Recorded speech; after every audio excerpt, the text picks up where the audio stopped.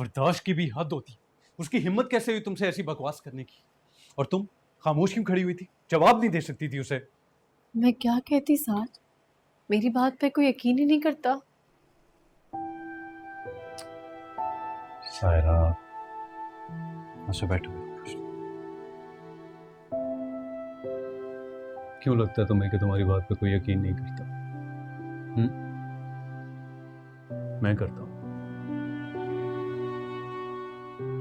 तुम्हारी हर बात पर यकीन करता हूं मैं, और हमेशा करता रहूंगा।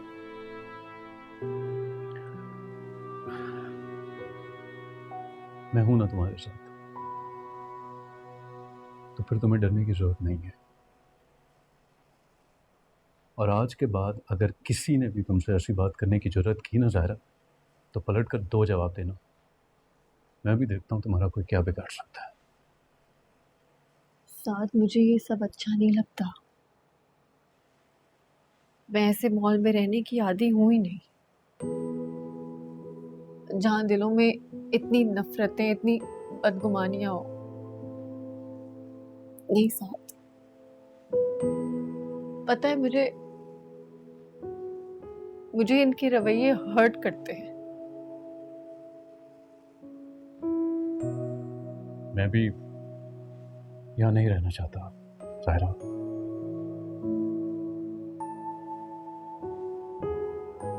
हमें अपना बंदोबस्त कहीं और करना पड़ेगा। हमारा यहाँ पर अब गुजारा मुमकिन नहीं है। मैं अपने ऑफिस में एडवांस की बात करता हूँ। जैसे ही कुछ पैसों का बंदोबस्त होता है, हम किराए पे घर ले लेंगे। दिलों में बदगुमानियां रख के साथ रहने से बेहतर है कि बंदा दूर ही रहे।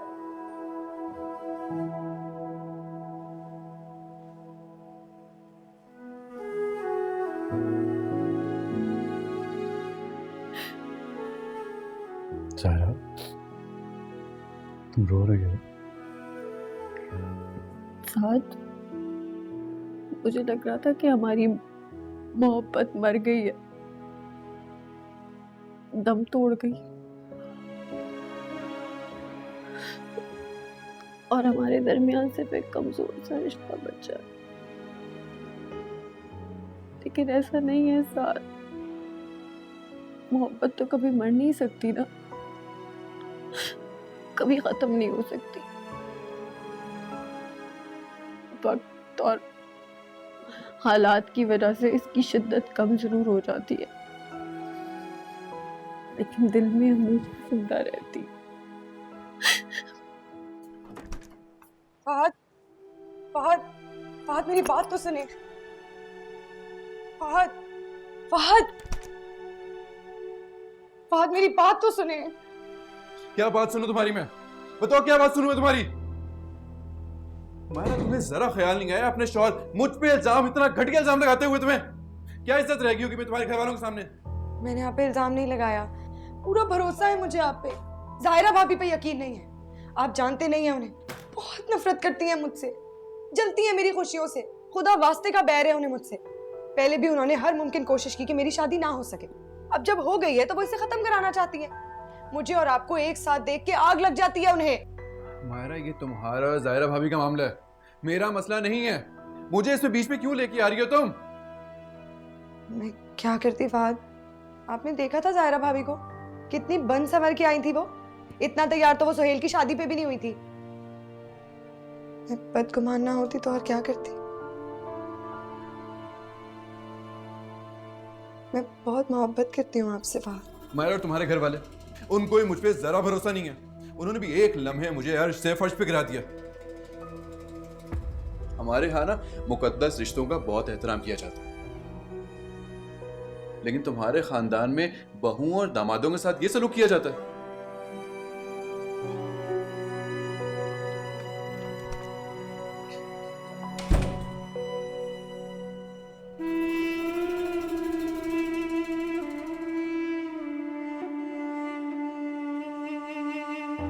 अरे और करो हमदर्दियां, और फिरो खाला के आगे पीछे। देख लिया ना अंजाम। 2 टके का करके रख दिया उन्होंने हमें। मुझे समझ नहीं आता उस लड़की में है क्या, साथ को उसके अलावा कुछ नजर ही नहीं आता। क्या हो गया है? पागल हो गई हो तुम क्या? हो गई हो पागल, तंग आ गई हूँ मैं, मुझे कुछ समझ नहीं आ रहा। कितना सब्र करूं अम्मी, कितना सब्र करूं, कितना इंतजार करूं। कभी लगता है साद और मेरे दरमियान बस थोड़ा सा फासला रह गया है, और कभी वो इतना दूर चला जाता है। देखो बहुत कर लिया तुमने साथ के नाम का मातम, अब नाम ना सुनूं मैं इस घर में साथ का। साथ साथ साथ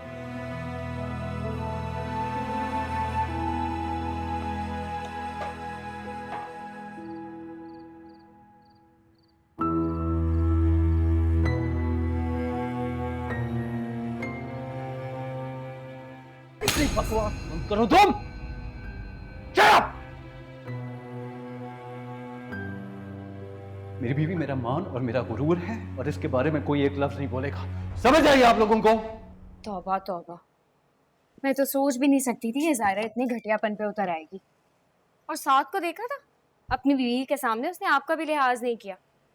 इतनी एक ही रात में क्या घोल के पिला दिया उस लड़की ने। ये ज़ायरा ना गली की हड्डी बनती जा रही है, ना उगलते जाए ना निगलते जाए। आपको क्या हो गया है? तो सकते में क्यों आ गई हैं? बंद करो ये ज़ायरा नामा, जाओ यहाँ से। मुझे नींद आ रही है, सर में दर्द हो रहा है मेरे, जाओ।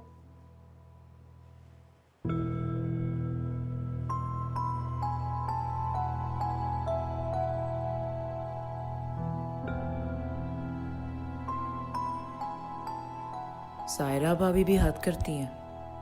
इतनी बड़ी बात उन्होंने बर्दाश्त कर ली। मैं होती ना साद भाई की जगह, तो जो थप्पड़ उन्होंने लगाया वो मैं लगाती। भाभी ऐसी नहीं है, बहुत नरम और धीमे मिजाज की है। ऐसे लोग बड़ा नुकसान उठाते हैं अपनी जिंदगी में। मायरा जैसे लोग उनको कुचल के आगे बढ़ जाते हैं। हाँ सही कह रही हो तुम, मायरा ने बहुत ज्यादती की है आज। वैसे तुम्हारी अम्मी ने भी कम ज्यादती नहीं की। मम्मी को तो कोई और ही मसला है भाभी से। क्या मसला है? लंबी बात है, छोड़ो, कभी फिर बताऊंगा।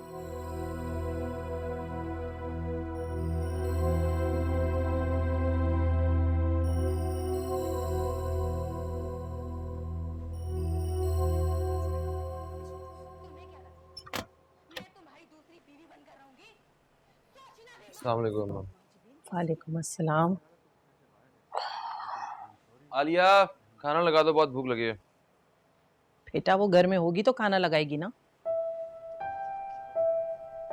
क्या मतलब, वापस नहीं है अभी वो? उसका मैके में बहुत दिल लगता है, वहां से आना ही कब चाहती है वो। शादी खत्म हो गई, अब वहां रहने का क्या मतलब। तुम बैठो, मैं तुम्हारे लिए खाना लगाती हूँ। मैं फोन करता हूँ उसे। किया तो था फोन, कौन सा आ गई जो अब आ जाएगी। वो सिर्फ तुम्हें उल्लू बनाने के लिए तुम्हारे सामने जी जी करती है, वरना सच पूछो तो उसके दिल में तुम्हारी जरा सी कोई इज्जत नहीं है। इतने सालों में एक औलाद तो दे नहीं सकी, और तुम हो कि उसका बोझ उठाए घूम रहे हो। कब से समझा रही हूँ बेटा, दूसरी शादी कर लो दूसरी शादी, लेकिन तुम हो के समझने को तैयार नहीं हो। अम्मा, इस बात की क्या गारंटी है कि दूसरी शादी से औलाद हो जाएगी? तो इसकी क्या गारंटी है कि नहीं होगी। बंदा अपनी सी कोशिश तो करे, बाकी जो अल्लाह को मंजूर। बेटा माँ हूं तुम्हारी, तुम्हारे लिए परेशान होती हूँ। औलाद हो जाएगी ना तो तुम्हारे बुढ़ापे का सहारा बनेगी, नस्ल आगे बढ़ेगी। पता नहीं तुम्हें मेरी बात ही समझ नहीं आती है।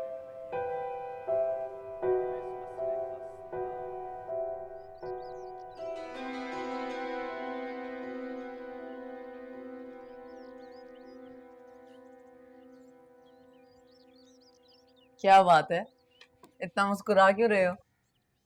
यार मेरी हमेशा से ड्रीम है कि मैं इस तरह ऑफिस जा रहा हूँ और तुम मुझे गेट तक छोड़ने आओ। ज्यादा खुश होने की जरूरत नहीं है, 2 दिन बाद मैं भी तुम्हारे साथ ही निकलूंगी ऑफिस के लिए। भाई हम तो इसमें भी खुश हैं, घर में भी तुम, ऑफिस में भी तुम, हर जगह बस तुम ही तुम है। वैसे तुमने इतनी ज्यादा छुट्टी क्यों ले ली ऑफिस से, मेरे साथ ही ज्वाइन कर लेती। हाँ, सोचा तो मैंने भी यही था, लेकिन फिर अम्मी ने सख्ती से मना किया कि शादी के 2 दिन बाद ही ऑफिस के लिए मत निकल जाना। अपनी सास के साथ थोड़ा टाइम स्पेंड करो ताकि उन्हें भी तो महसूस हो कि घर में नई दुल्हन आई हुई है। ऐसे भी रिश्ते साथ टाइम गुजारने से ही तो मजबूत होते हैं। वैसे मैं भी काफी दिन से सोच रहा हूँ, इतनी समझदार है तुम्हारी अम्मी। नहीं, तुम किस पर गई हो? हैं? बताऊं मैं तुम्हें? अच्छा अच्छा, ठीक है, मैं जा रहा हूँ, चलो सी यू। जाओ।